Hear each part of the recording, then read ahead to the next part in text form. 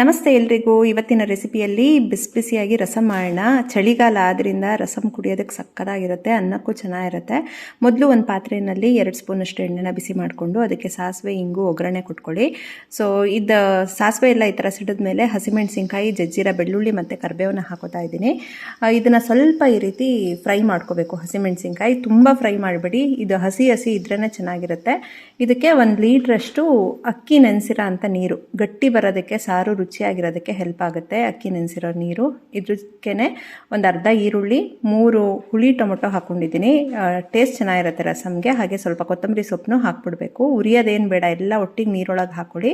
ಹಾಗೆ ಒಂದು ಸ್ವಲ್ಪ ಬೆಳ್ಳುಳ್ಳಿ, ಜೀರಿಗೆ, ಮೆಣಸನ್ನ ಜಜ್ಜಿಟ್ಕೊಂಡಿದ್ದೆ, ಕುಟಾಣಿಲಿ ಕುಟ್ಟಿರೋ ಅಂಥದ್ದು. 1 ಸ್ಪೂನ್ ಜೀರಿಗೆ, ಒಂದು ಅರ್ಧ ಸ್ಪೂನ್ ಮೆಣಸು, ಒಂದು ದಪ್ಪದು ಬೆಳ್ಳುಳ್ಳಿ, ಇದಿಷ್ಟನ್ನು ಕುಟ್ಟು ಹಾಕ್ಕೊಂಡಿದ್ದೆ. ದಪ್ಪದು ನಿಂಬೆಹಣ್ಣಿನ ಗಾತ್ರದಷ್ಟು ಹುಣಸೆಹಣ್ಣ ನೆನೆಸಿಟ್ಕೊಂಡಿದ್ದೆ ನೀರಲ್ಲಿ ಒಂದು ಅರ್ಧ ಗಂಟೆ. ಇದನ್ನು ಕಿವುಚ್ಬಿಟ್ಟು ಇದ್ರದ್ದು ರಸ ಹಾಕೋತಾ ಇದ್ದೀನಿ. ನಿಮಗೆ ಹುಣಸೆ ಹುಳಿ ಸ್ವಲ್ಪ ಕಡಿಮೆ ಬೇಕು, ಹುಳಿ ಕಡಿಮೆ ಬೇಕು ಅಂದರೆ ಕಡಿಮೆ ಕೂಡ ಹಾಕೋಬೋದು, ಟೊಮೆಟೊ ಕೂಡ ಹಾಕಿರ್ತೀರ. ಬಟ್ ಇವಾಗ ಚಳಿಗಾಲದಲ್ಲಿ ಇಮ್ಯುನಿಟಿ ಲೆವೆಲ್ ಚೆನ್ನಾಗಿರಬೇಕು ಅಂದರೆ ವಿಟಮಿನ್ ಸಿ ಚೆನ್ನಾಗಿ ಕೊಡಬೇಕು. ಹುಣಸೆ ಹಣ್ಣು ಅಲ್ಲಿ ಚೆನ್ನಾಗಿ ವಿಟಮಿನ್ ಸಿ ಇರುತ್ತೆ ನೋಡಿ.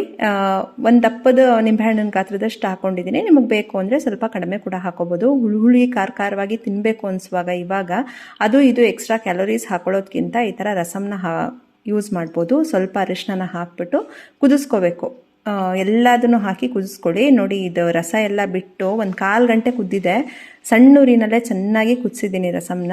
ಈ ರೀತಿ ಒಗ್ಗರಣೆಯಲ್ಲಿ ಹುರಿದು ಹಾಕೋದ್ಕಿಂತ ನೀರಿಗೆ ಹಾಕಿ ಈ ಥರ ಬೇಯಿಸಿದ್ರೆ ಟೇಸ್ಟ್ ತುಂಬ ಚೆನ್ನಾಗಿರುತ್ತೆ. ಈ ಥರ ಚೆನ್ನಾಗಿ ಮಿಕ್ಸ್ ಮಾಡ್ಕೊಳ್ಳಿ. ಬೆಳ್ಳುಳ್ಳಿ, ಈರುಳ್ಳಿ, ಟೊಮೊಟೊ ಎಲ್ಲ ಒಂಥರ ಮೆತ್ತಗಾದಂಗೆ ಆಗುತ್ತೆ 1/4 ಗಂಟೆ ಕುದಿಸಿರೋದ್ರಿಂದ. ಇದಕ್ಕೆ 1 ಸ್ಪೂನಷ್ಟು ತಿಳಿಸಾರು ಪುಡಿ ಹಾಕೋತಾ ಇದ್ದೀನಿ. ಇಷ್ಟೇ ಬೇಕಾಗಿರೋದು. ರುಚಿಗೆ ತಕ್ಕಷ್ಟು ಉಪ್ಪು. ತುಂಬ ಸಿಂಪಲ್ ರೆಸಿಪಿ, ಬಟ್ ತುಂಬ ಚೆನ್ನಾಗಿರುತ್ತೆ. ಈ ಚಳಿಗಾಲದಲ್ಲಿ ಏನಾದರೂ ತಿನ್ನಬೇಕು, ಎಣ್ಣೆ ತಿನ್ನಬೇಕು, ಖಾರ ಹುಳಿ ಎಲ್ಲ ಜಾಸ್ತಿ ತಿನ್ನಬೇಕು ಅನಿಸ್ತಿರುತ್ತೆ. ಈ ರಸಮ್ನ ಊಟ ಆದಮೇಲೆ ಕುಡಿಯೋದ್ರಿಂದ ಅಥವಾ ಅನ್ನಕ್ಕೆ ಹಾಕೊಂಡು ಊಟ ಮಾಡೋದ್ರಿಂದನೂ ಒಂಥರ ತೃಪ್ತಿ ಸಿಗುತ್ತೆ. ಸೊ ಈ ರೆಸಿಪಿ ನಿಮ್ಮೆಲ್ರಿಗೂ ಇಷ್ಟ ಆಯಿತು ಅಂದ್ಕೊತೀನಿ. ಇಷ್ಟ ಆದರೆ ಲೈಕ್ ಮಾಡಿ, ಶೇರ್ ಮಾಡಿ. ಮತ್ತಷ್ಟು ಇಂಟ್ರೆಸ್ಟಿಂಗ್ ರೆಸಿಪೀಸ್ಗಾಗಿ ವೈಷ್ಣವಿ ಚಾನಲ್ಗೆ ಸಬ್ಸ್ಕ್ರೈಬ್ ಆಗೋದು ಮರಿಬೇಡಿ. Thank you.